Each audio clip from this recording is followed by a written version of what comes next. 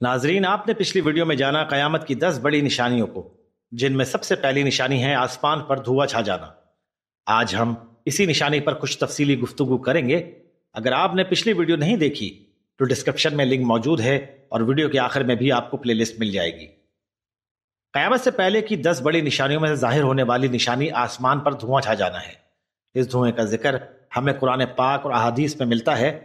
قریش کا اسلام سے اعراض بڑھتا گیا تو رسول اللہ صلی اللہ علیہ وسلم نے ان کے حق میں دعا کی۔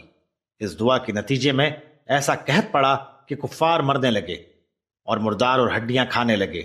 آخر ابو سفیان آپ صلی اللہ علیہ وسلم کی خدمت میں حاضر ہوا اور عرض کیا، اے محمد صلی اللہ علیہ وسلم، آپ صلہ رحمی کا حکم دیتے ہیں لیکن آپ کی قوم مر رہی ہے، اللہ تعالیٰ سے دعا کیجیے۔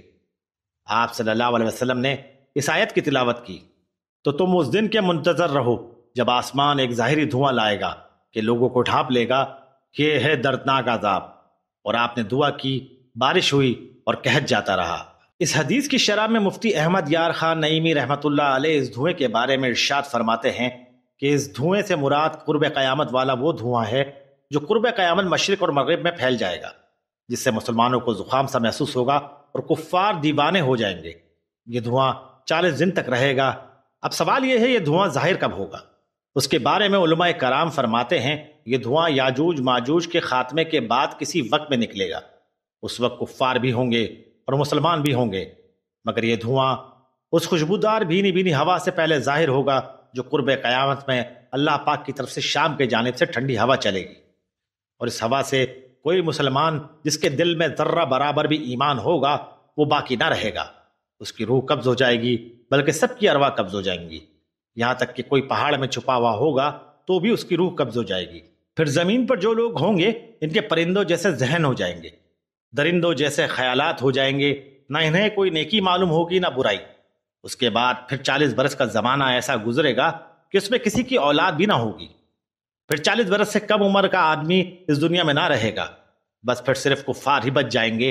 انہی پر قیامت قائم ہوگی اور زمین پر ایک بار پھر بت پرستی کا دور دورہ ہو جائے گا اور لوگ اپنے باطل خداؤں کی پرستش شروع کر دیں گے۔ اللہ کہنے والا اس کائنات میں کوئی نہ ہوگا۔ پھر ایک دن سب لوگ اپنے اپنے کاموں میں مصروف ہوں گے اور حضرت اسرافیل علیہ السلام کو سور پھونکنے کا حکم ہوگا۔ شروع میں سور کی آواز بہت ہلکی ہوگی، آہستہ آہستہ وہ بلند ہوتی جائے گی۔ لوگ کان لگا کر آواز سنیں گے اور بے ہوش ہو کر گر پڑیں گے اور پھر مر جائیں گے۔ آسمان، زمین، پہاڑ، یہاں تک کہ سور اور حضرت اسرافیل علیہ السلام تمام ملائکہ فنا ہو جائیں گے۔ اس وقت سوائے اس واحد حقیقی کے کوئی نہ ہوگا۔ اس وقت اللہ تعالیٰ ارشاد فرمائے گا، آج کس کی بادشاہت کا دن ہے؟ کہاں ہے جبارین؟ کہاں ہے تکبر کرنے والے متکبرین؟ مگر کون ہوگا جو جواب دے گا؟ پھر خود ہی گویا اللہ تعالیٰ ارشاد فرمائے گا، صرف اللہ واحد القہار کی سلطنت ہے۔ پھر جب اللہ تعالیٰ چاہے گا حضرت اسرافیل علیہ السلام کو دوبارہ زندہ فرما دے گا اور سور کو پیدا کر کے دوبارہ پھونکنے کا حکم دے گا۔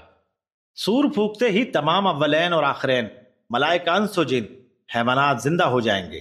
سب سے پہلے ہمارے پیارے نبی صلی اللہ علیہ وسلم اپنی قبر انور سے اس طرح برآمد ہوں گے کہ بائیں ہاتھ میں حضرت صدیق اکبر رضی اللہ تعالیٰ عنہ کا ہاتھ ہوگا اور دائیں ہاتھ میں حضرت فاروق اعظم رضی اللہ تعالیٰ عنہ کا ہاتھ ہوگا۔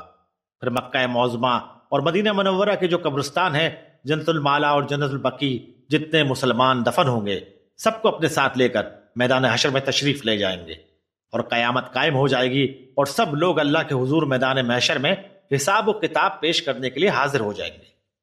یہ تھا قیامت کی نشانی سیریز کا پارٹ 4۔ انشاءاللہ ہم اگلی ویڈیو میں نشانی نمبر 2 دجال کا ظہور پر تفصیلی ویڈیو لے کر آئیں گے۔ اگر آپ قیامت کی نشانیوں سے باخبر رہنا چاہتے ہیں تو ہمارا چینل سبسکرائب کرنا مت بھولیں اور ویڈیو پسند آئے تو لائک اور شیئر ضرور کیجیے۔ اللہ تعالیٰ ہمیں صحیح علم سیکھنے اور سمجھنے کی توفیق عطا فرمائے اور ہمیں قبر اور آخرت کی تیاری کرنے کی توفیق عطا فرمائے۔ آمین۔